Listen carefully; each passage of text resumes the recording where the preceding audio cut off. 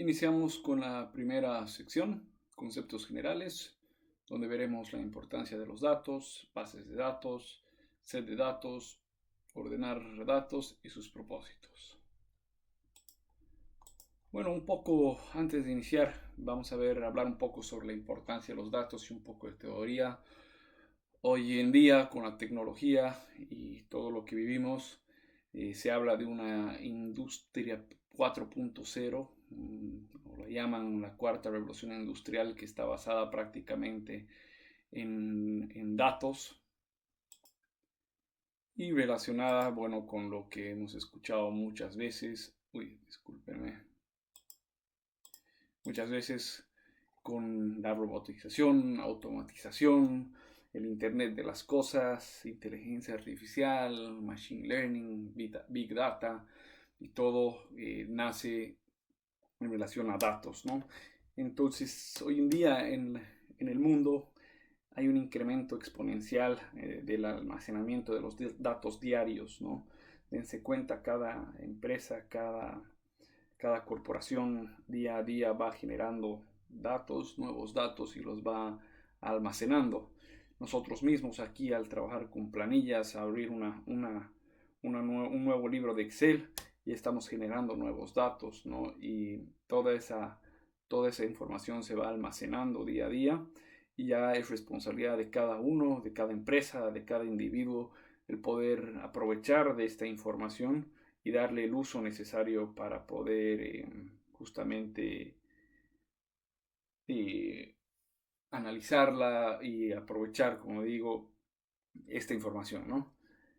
Entonces, lo más importante para poder trabajar con los datos, la parte fundamental de los datos es poder tener esta información de manera estructurada, de manera limpia, ¿no? Y como digo, es importante tener una estructura y un orden para poder manejar estos datos, para poder analizarlos.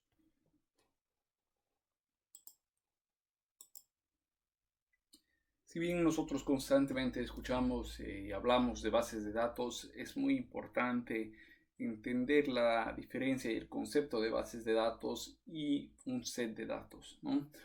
Un set de datos o un dataset es una colección de datos que están almacenados en tablas, ¿no? O como llamaríamos datos tabulares.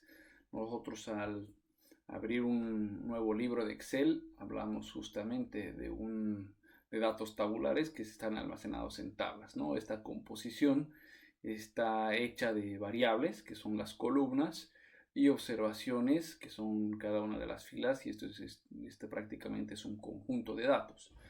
Una base de datos ya en sí es una colección organizada de datos que generalmente está almacenada en sistemas de computación.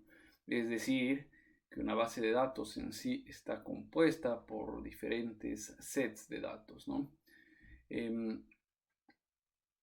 Existen diferentes sistemas de manejos de bases de datos, como vemos aquí las iniciales DBMS, quieren decir en inglés Database Management System, que son sistemas de manejos de datos, y estas se clasifican acorde a los modelos de base de datos que manipulan y que trabajan, ¿no? Generalmente nosotros vamos a hablar mucho más de lo que son bases de datos relacionales, que es un modelo que está basado prácticamente en filas y columnas y en tablas.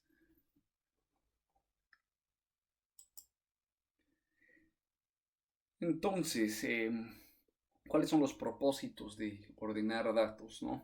Prácticamente es poder dar seguimiento de las cosas, ¿no? Nosotros guardamos información y el tener datos ordenados nos permite almacenarlos y darle un seguimiento, ¿no? Eh, el orden de datos, el ordenar datos puede ser una tarea larga y complicada, pero realmente el trabajo vale la pena y se lo paga a largo plazo.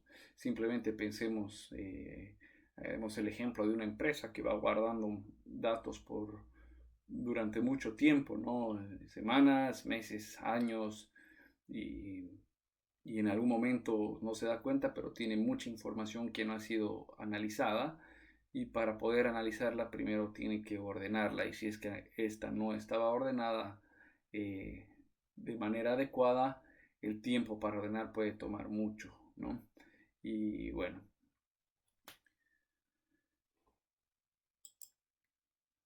en sí, como mencionabas, una base de datos puede almacenar información mucho más compleja y de mayor tamaño, como también lo que nosotros vamos a ver en este momento, que son set de datos, listas y planillas, ¿no?